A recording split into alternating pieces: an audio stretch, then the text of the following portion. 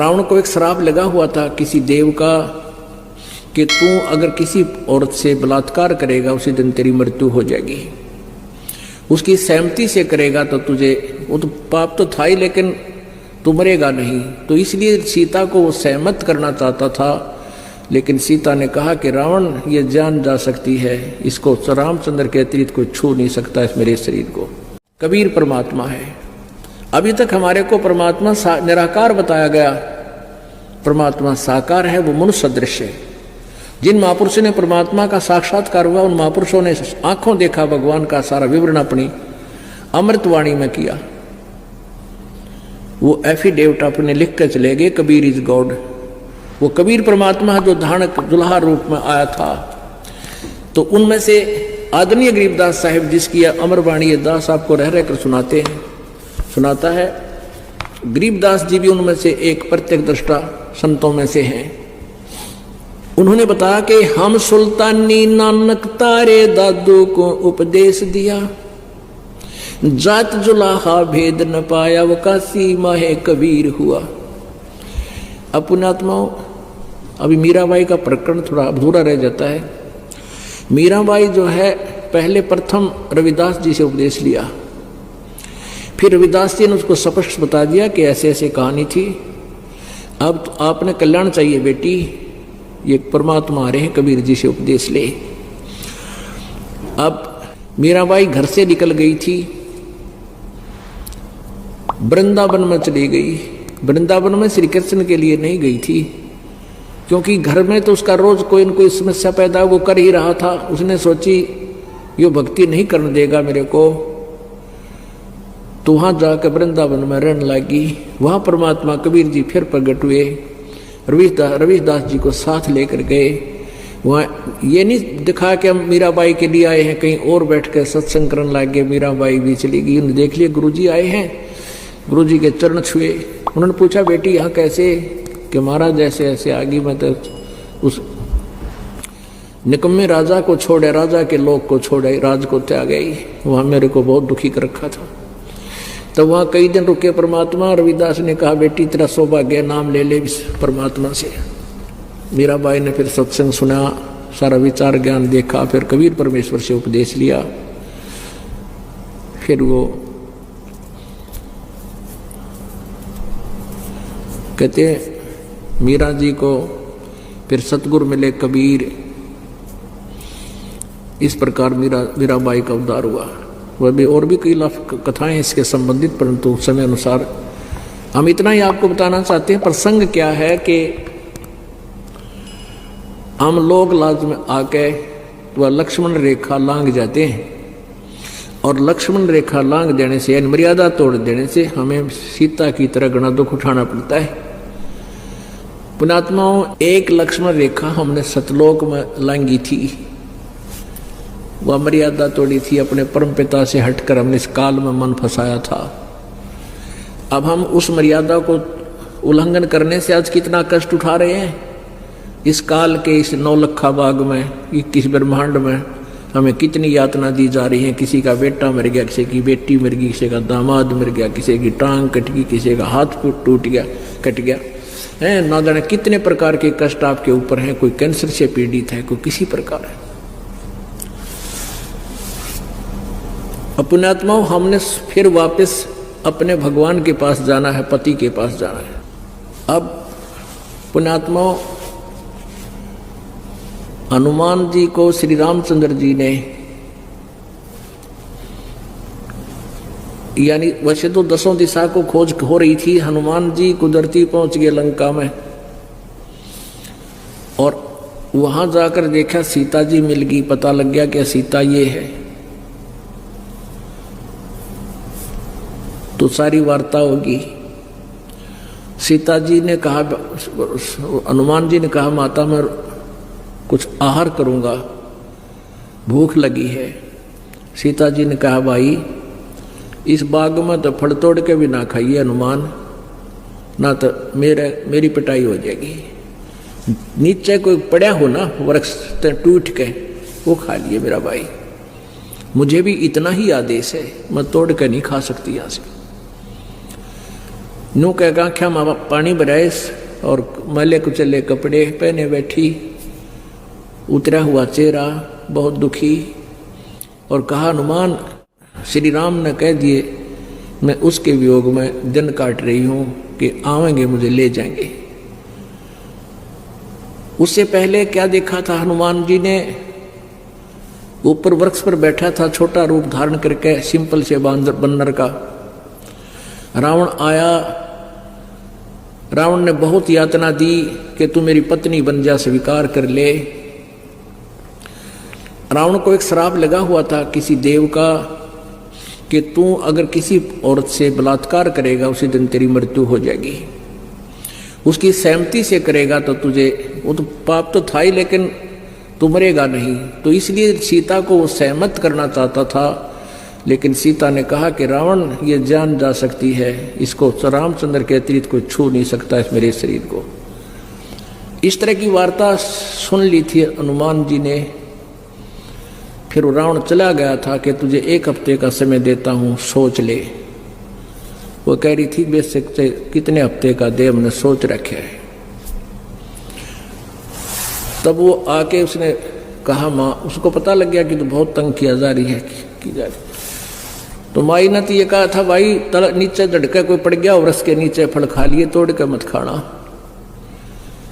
हनुमान तो भाई सूरवीर था, उस पर ना देखा गया, अगी से निकम्मे ऐसे दुखी कर रहे हैं। अब उसने पहले तो उस वृक्ष ने तोड़े, तले गिरे लद पद फल ने, और फिर पहलवान था नु सरड़ सरड़ खा सारे खावा, कई वृक्षान तोड़ ताड़ गए, फला तो छक्या, बाकी के पाड़ के बागर फेंक दिए समुद्र में। रावण को पता लग गया कि एक बानर आया हुआ है, ऐसे ऐसे उद्मस्ता रहे हैं। ये तो आपने सारी कथा का पता है, ज्यादा ना बढ़ा के। फिर वो वापस आ गए, सीता जी को अंगूठी दे आए, उनसे कंगन दे आए जो श्री राम पहचान सकते थे। सारी बात होगी। अब और कथा ना सुनाना चाहता, दास तो कहना चाहता है। अब रामचंद्र जी को हनुमान जी ने बताया कि भगवान सीता जी मिल गई और रावण के 9 लखे बाग में कैद कर रखी है। अब रामचंद्र जी हनुमान जी को अन्य व्यक्तियों से दूर ले गया कि आजा मेरे प्यारे बच्चे को। खुशी तो घनी हुई, मैं सीता जी की खोज कराया, सीने से लाया, प्यार किया कि आजा मेरे भक्त, मेरे संत, एक बार इधर आजा, 2 बात पूछूंगा। एकांत में जाकर पूछा, जैसे पुलिस वाले पूछा करें चोरते हैं। कहने लगा भाई हनुमान उड़ते ठीक से, सीता अका जी दया है आपकी, भाई रोटी कहाँ खाई? रावण के वहां गया होगा ना दरबार में। अक नहीं भगवान, वहां नहीं गया, सीता लेके गई होगी इतने वहां रावण के दरबार में, वहां खाना खा के आया होगा कि नहीं भगवान। माता ने तो ये कहा था कि यहां से कोई फल भी तोड़ के नहीं खाना तूने, फल भी तोड़ के खा लिया ना बेटा, मैं भाई मन ना पीटेंगे ये, फिर मेरी पिटाई करेंगे। कोई नीचे पड़ा हो ना टूट के अपने आप, वो खा लेना। वह किसके रावण के वहां जाओ थी। फिर कहने लगा कि आर श्रृंगार खूब कर रखे होंगे, सुथरे कपड़े पहन रखे होंगे अच्छे बढ़िया। अक नहीं। क्या वो रावण के पास जाती थी? अक नहीं, मैंने अपनी आंखों देखा, सारी वार्ता बताई कि वो तो आपके वियोग में आपके अतिरिक्त किसी को सौपन में भी नहीं सोचती। अपनात्माओं, यहां रामचंद्र जी ये देखना चाहते थे, यदि वो आस्था मेरे में रखती है तो उसने लाऊं, और जय वो रावण से ही संबंधित हो चुकी है, रावण से घुल मिल गई है, फिर क्यों दुनिया मरवाऊं? दुनिया के लाल मरेंगे वहां पर, फिर क्यों लाऊं उसको छुटवा के? अगर वो मेरे में 100% आस्था है तो फिर उसको, उस आत्मा को अवश्य उस काल की, उस रावण की जेल से मुक्त कराना पड़ेगा। ऐसा ही हुआ। अब पुण्यात्माओं, हम यहां उस काल के लोक में फंस गया के, और अभी तक हम तो अज्ञानता, मालिक को पता है कि हम अज्ञानता से इनको अपना मालिक मान बैठे थे। अब पता लग गया कि ये हमारे स्वामी नहीं हैं, यहाँ हमारा वो पति नहीं है, ये हमारा पति सतलोक में है। और वो हमें तभी ले जाएगा जब हम उसके अंदर सीता की तरह आस्था कर लेंगे। हम पति भर्ता पद से गिरे थे, हम पुनः उसी स्थिति में आ जाएंगे जैसे हम काल में आस्था इतनी कर ली थी इस ज्योति निरंजन में, हम अपने मालिक से भी विमुख हो गए थे, एक नहीं मानी उनकी। इतनी प्रबल इसमें आस्था थी, इतनी ही प्रबल आस्था अब हमारी उस परम पिता में हो जाएगी, तब वो हमें यहां से लेकर जाएगा। तब इस रावण के 9 लखे बाग से हमें रावण की कैद से, इस काल की कैद से छुटवाएगा, अन्यथा बात बने को नहीं। तो पुण्यात्माओं परमात्मा कहते हैं,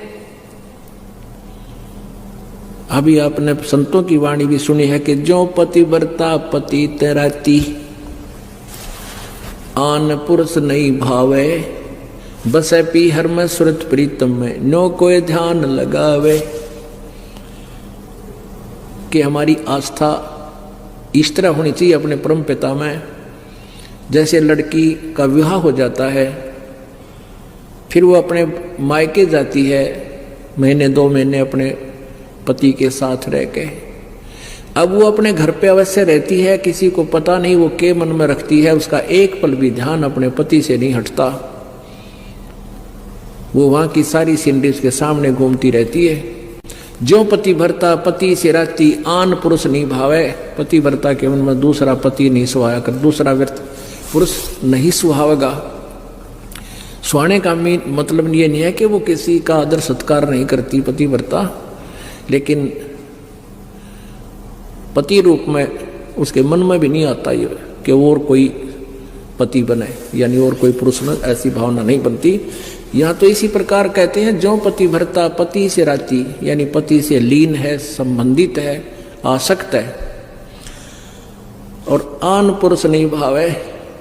आत्मा इतना स्वभाव, जैसे कोई बीमार हो जाता है और रोटी कोई खाना चाहता है, उस स्वभाव भावे को ना उल्टी पड़ना हो जाए, ऐसा स्वाभाविक आपका मन बनेगा। यानी इनकी यहाँ के भगवानों में as a god, as a अपना जो ना पूज्य देव नहीं आस्था बने, हूँ तो ये मालिक है, यहाँ के हमारा परिवार है। जैसे एक पति भरता लड़की पत्नी सह परिवार में रहती है, ज्वाइंट फैमिली में, जेठ है, जेठानी है, देवर है, देवरानी है, ननद है, सास है और ससुर है, तो उन सबका यथोचित आदर सत्कार करती है। लेकिन जो वो पूज्य अपने पति को ही मानती है, अपने पति के स्थान पर उसका किसी में भी स्थान नहीं हो सकता, तो औरों का सत्कार करना भी कर्तव्य है उनको। यथा जैसे जेठ को बड़े भाई के तुल्य, देवर को छोटे भाई के तुल्य, जेठानी दुरानी को यथावत, सास ससुर को माता पिता के तुल्य, ननद को छोटी बड़ी को अपने हिसाब से, यानी सबका सत्कार प्यार से रहे। लेकिन जो आस्था अपने पति में वह किसी में नहीं हो, सोपन में भी, तो वो ऐसा होता पतिव्रता के मन में जैसे किसी ने बुखार आ गया हो और उसको कह ले खाना खा ले, उल्टी गिरन हो जा, जी परखी नहीं जा, तो ऐसा स्वभाव बनेगा आपका। तो ऐसा स्वभाव बनेगा, अन्य भगवानों के प्रति आपकी आस्था कति नहीं रहेगी, मन में भी नहीं आवे, इन्हें सोच भी नहीं सकते कि इनसे मैं कुछ मांग लूं, यानी इनसे पति वाले कर्म कर लूं।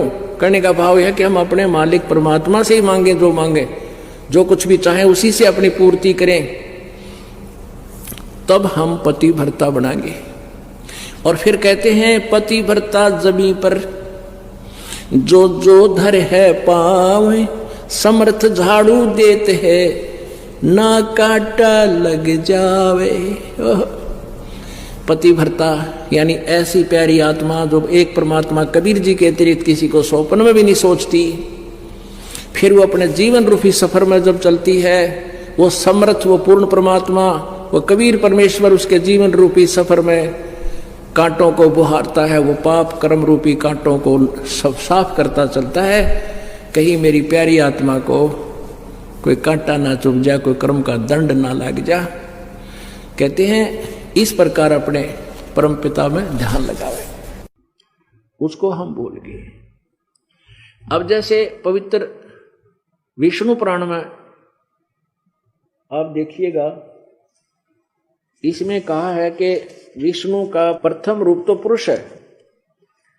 अब देखिएगा पवित्र विष्णु पुराण क्लियर करेगी कि भगवान विष्णु जो है इसका यानी महाविष्णु, इसको ये ऋषि जन पाराशर जी जो इसके विष्णु पुराण के वक्ता हैं, ये तत्व ज्ञान से अपरिचित होने के कारण विष्णु कभी तो उस काल को महाविष्णु बोल रहे हैं, कहीं विष्णु बोल रहे हैं, कहीं काल बोल रहे हैं, कहीं परब्रह्म बोल रहे हैं और कहीं ब्रह्म बोल रहे हैं। कहते हैं सतगुरु बिन काहुन पाया ज्ञाना, जो थो था बुस छड़े मूड किसाना। गुरु बिन वेद पढ़े जो प्राणी, समझे न सार रहे अज्ञानी। सतगुरु के बिना जो वेदों को पढ़ते हैं वो सार नहीं समझ सके, अज्ञानी रह गए। और सतगुरु के बिना जो किसी को भी तत्व ज्ञान नहीं मिला, क्योंकि तत्व ज्ञान के अभाव से वो ऐसे थे जैसे कोई धान निकालने के बाद उसका भूस रह जाता है, और उस भूस को जैसे धान निकालते हैं, धान को कैसे निकालते हैं कि उसके पौधे को पकड़ कर एक बंडल सा बना कर पूड़ी सी, और उसको ऐसे झाड़ते हैं, मारते हैं, कूटते हैं, तो उसमें से धान जो निकल जाते हैं वो भूस अलग हो जाता है, धान किसान उठाकर ले जाता है। और कोई जिसे न भांग भूंग पी रखी और वो नकल करे उस फिर भूस धान निकाले हुए भूस को, थोथे भूस को, और ऐसे ही प्रयत्न कर रहा है, वही क्रिया कर रहा है, तो वो अज्ञानी है। तो परमात्मा कहते हैं जिनको तत्व ज्ञान नहीं था वो मेहनत प्रयत्न बहुत किया करते, साधु संत बने दिखाई दे थे, बहुत मेहनत करते थे, हजारों लाखों वर्ष भी उन्होंने तपस्याएं की, 100 वर्ष की, लेकिन सतगुरु के बिना उनको कोई ज्ञान नहीं हुआ। वो थोथा भूस कूटा करते, वो थोथा भूस कूटते थे।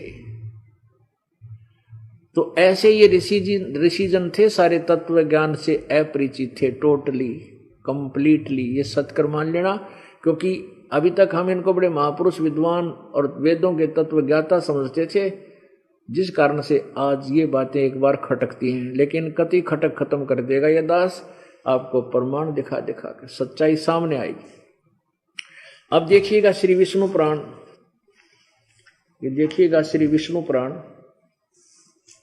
गीता प्रेस गोरखपुर से प्रकाशित है।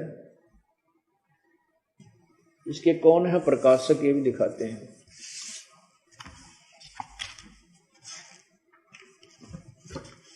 श्री विष्णु पुराण सचित्र हिंदी अनुवाद सहित, अनुवादक हैं श्री मुनि लाल गुप्त, और ये कहाँ से प्रकाशित है?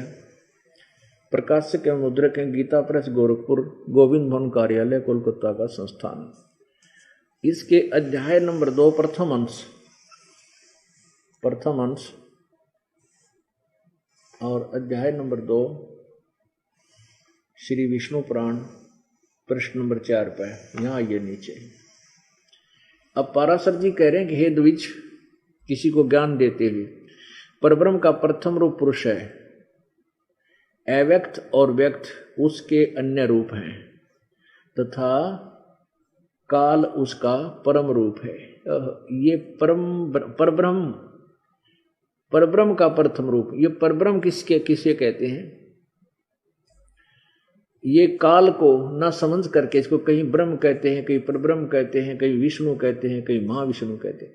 अब ये समझिए कि हे द्विज, परब्रह्म का प्रथम रूप पुरुष यानी भगवान जैसा है, अव्यक्त और व्यक्त उसके अन्य रूप हैं, तथा काल उसका परम रूप है।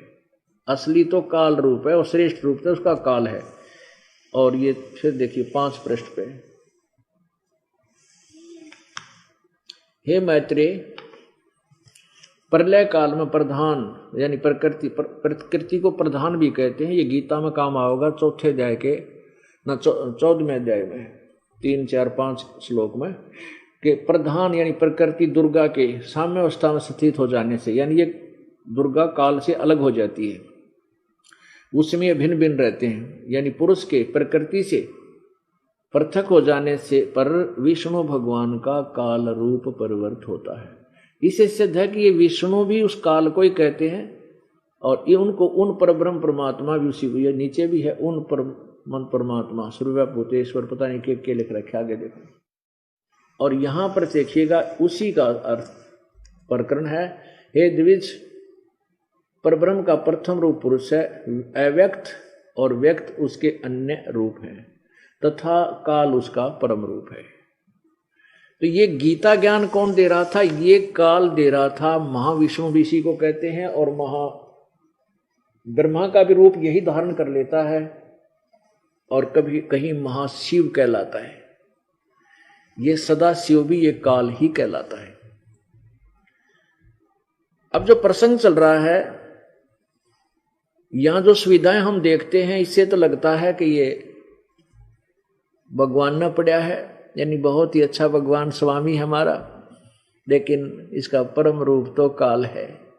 वास्तव में इसने अपने स्वार्थवश अपने पेट उदर पूर्ति के लिए हमें यहां पर भ्रमित करके रखा हुआ है और सभी प्राणियों को मिसगाइड करके रखना इसकी मजबूरी होगी। सभी प्राणियों को, सभी जीवों को यहां वास्तविकता से अपरिचित रख के अपने जाल में फंसाना इसकी मजबूरी है, क्योंकि इसको श्राप लगा हुआ 1 लाख मानव श्रीधारी प्राणियों को निताहार करने का। तो पुण्यात्माओं, जो प्रसंग चल रहा था कि झूठे सुख को सुख कहे, ये मान रया मन मोदे, ये सकल चबीना काल का, कुछ मुख में कुछ गोदे। अब गीता जी अध्याय नंबर 15 के श्लोक नंबर 16 और 17 में स्पष्ट हो गया कि क्षर पुरुष तो यू काल है, अक्षर पुरुष ये परब्रह्म है और ये काल ब्रह्म जो है ये किस ब्रह्मांड का मालिक है, और ये अक्षर पुरुष अर्थात परब्रह्म ये 7 शंख ब्रह्मांड का स्वामी है। और ये तीसरे नंबर का जो उत्तम पुरुष है तो अन्य परमात्मा इति उदाहरते, उत्तम पुरुष वास्तव में श्रेष्ठ भगवान तो कोई और ही है जो परमात्मा कहलाता है। परमात्मा की परिभाषा आपके समक्ष रखी है कि वो परमात्मा है, कैसा है? शंखों लहर मेहर की उपजे कहर नहीं जा कोई, दास गरीब अचल अविनाशी सुख का सागर सोई। जहाँ शंखों लहर मेहर की उपजे, कोई दुख नहीं, कोई कष्ट नहीं किसी प्रकार का, वो है वास्तव में परमात्मा, वो भगवान है जो तीनों लोकों में प्रवेश करके सबका धारण पोषण करता है। वो मूल जड़, पूरे संसार की जो जड़ है, मुख्य भगवान समझो, वो परम परमात्मा, वो उत्तम पुरुष, वही सबका पालन पोषण कर रहा है, सबको वही दे रहा है। वो कौन है? वो 15वें अध्याय के प्रथम मंत्र से लेकर और चौथे तक उसका विवरण है। गीता जी अध्याय नंबर 15 के श्लोक नंबर 1 से 4 में स्पष्ट किया है। ऊपर को जड़ मूल रूप परमात्मा परम अक्षर ब्रह्म है, वो तीसरे नंबर का जो उत्तम पुरुष जिस कोई और है वो जड़ है, और नीचे को तीनों गुण रूपी शाखा है, रजगुण ब्रह्मा, सतगुण विष्णु, तमगुण शिव, और ये पात रूप संसार। तो यहां प्रसंग चल रहा था, सर्व सोने की लंका होती रावण से रणधीरम, एक पलक में राज बिराजी जम के पड़े जंजीरम मन तू, सुख के सागर बस रे भाई और ना ऐसा यश रे। पुण्यात्मा, हम किसी के पास एक फैक्ट्री होगी, किसी के पास 2 होंगी, किसी के पास एक छोटा सा कमरा रसोई होगा, मकान होगा, किसी के पास 3 कमरों का होगा, किसी पर डबल सटोरी होगा, किसी के पास 3-4 मकान होंगे, कोठी होंगी, किसी के पास 200 ग्राम सोना होगा, किसी के पास 100 ग्राम होगा। घना सेठ होगा तो आधा किलो किधर छुपा रहा होगा तजूरी तजारी में, और हम इसी में सेठ मानने बैठे अपने आप को। परमात्मा कहते हैं उस रावण की मंडी में हीरे मोती ऐसे बिका करते जैसे यहाँ बाजरे ज्वार बिकते हैं। इतना धनी राजा था और सारी सोने की लंका बना रखी थी। रति कंचन पाया नहीं रावण चलती बार। यह संसार छोड़कर जब जाने लगा, कहते हैं एक रति भी यानी 1 ग्राम भी वो सोना नहीं लेकर जा सका। तो उस रावण जैसा यश आपका नहीं हो सकता, और वो भी यूजलेस। क्या फायदा उस झूठे यहां के यश में जो फंस गया, उसका तो काम बिगड़ गया। यहां तो साधु संत अपना काम बनाते हैं, भक्तात्मा पीछा छुड़वा लेते हैं, यहाँ की प्रभुता से हाथ जोड़ देते हैं, भगवान बचावे इसी झूठी प्रभुता थे। अब पीछे आपने एक मार्मिक घटना सुनी होगी अखबार समाचार पत्रों में। आंध्र प्रदेश के, पहले गलती से दास कर्नाटक के बता गया था, वो मुख्यमंत्री जो हेलीकॉप्टर में क्रैश होकर मृत्यु को प्राप्त हुए, वो आंध्र प्रदेश के थे। आंध्र प्रदेश के मुख्यमंत्री जी, और कितनी प्रभुता होती है एक मुख्यमंत्री की, कितना यश होता है। और कहते हैं एक पलक में राज विराजी, जैसे रावण के विषय में कहा, एक पल में राजा से विराज हो गया, राज रहित होया और पड़ी काल की फांसी। और इव काल के हाथा चढ़ गया, भक्ति ठीक करी को नहीं, और अब पशु पक्षी योनियों में जाएगा।